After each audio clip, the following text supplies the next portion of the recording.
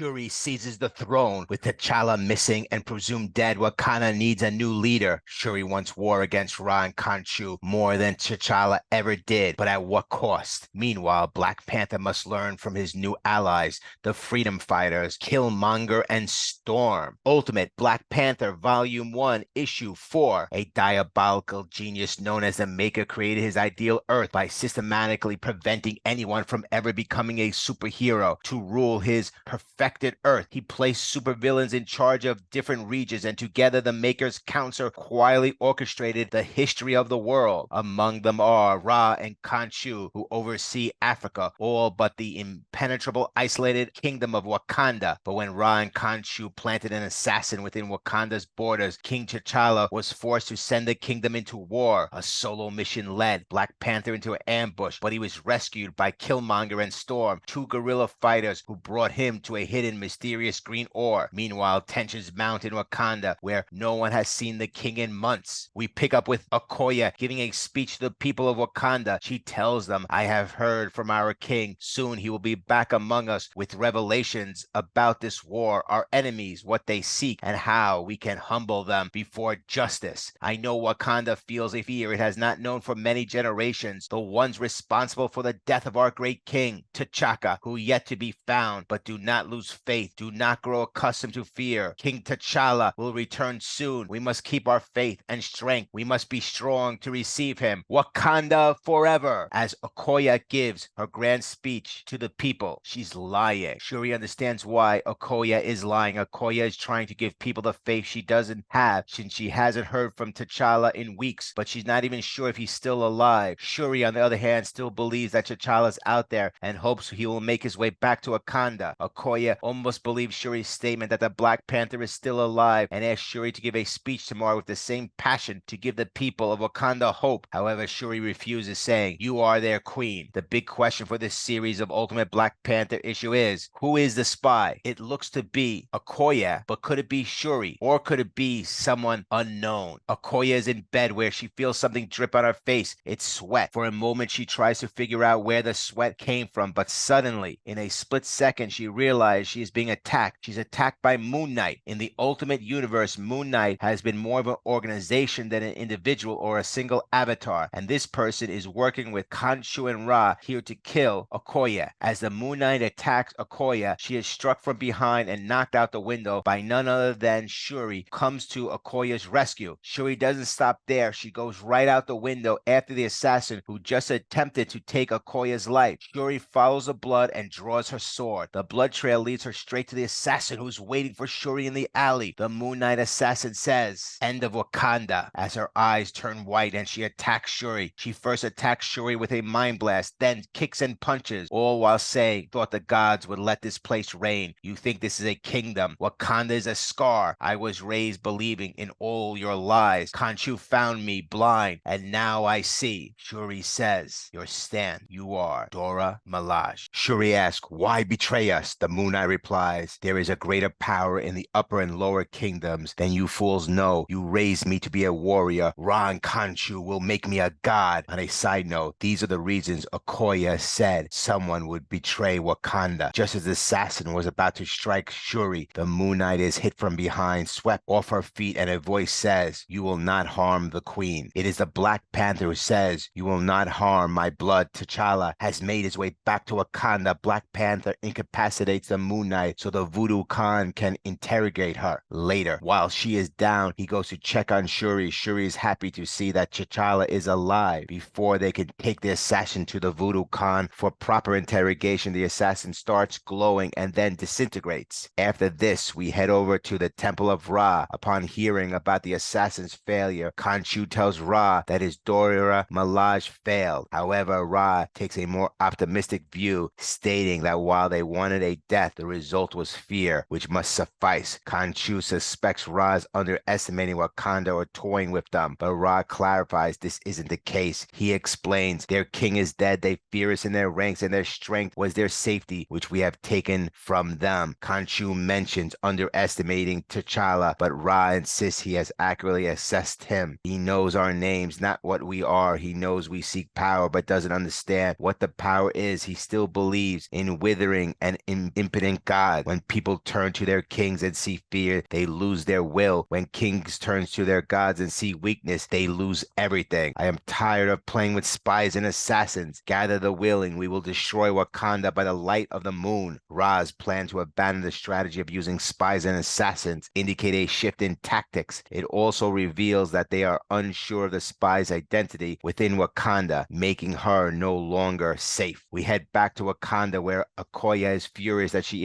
hasn't heard from T'Challa in weeks. She didn't know if he was dead or alive. Regardless of where she actually stands in all this, Okoye had to operate in the unknown for weeks, and she was frustrated. T'Challa tells her that he was protecting them, but Okoye responds, "As I was protected because you knew there was an assassin here just earlier." T'Challa admits, "I should have been here," but Okoye retorts, "That's not the point. For her, it's not being a scared little girl who needs someone to watch over her. It's the fact that she was left in the dark. This is a valid argument no matter how one views of Okoye's role." She tells T'Challa, "No more secrets, not between us," and he agrees. The Black Panther says, "These men, Ra and Khonshu, they believe they are gods, and I know they won, and it frightens me, my queen. Everything is about to change for Wakanda, for Africa itself. Our knowledge of the world is just shadows on the wall. I have seen the light that creates them." Upon returning to Wakanda, the Black Panther reflects on the discovery he made last issue. T'Challa instructs Okoye to meet him at the Temple of the Sacred Dead, emphasizing that she must not disclose this meeting to anyone, not the Dora Milaje, not the Vodu-Khan, not even her spies, Foxhole and Anan. He simply directs her to make her way there silently and trust no one, as T'Challa believes that they need to circulate trust among the smallest circle. The Black Panther says, "Trust no one, but who you will see standing next to me." Okoye arrives, and the Black Panther introduces her to the Circle of Force, Eric Killmonger, and Storm. They are friends of Wakanda, and now they are the only people we can trust. The new Circle of Trust also includes Shuri. T'Challa is putting together a short list of people he trusts. A lot has changed because of this new information that's been discovered, and a new Circle of Trust has been formed. Next, Ultimate Black Panther, Volume 1, Issue 5.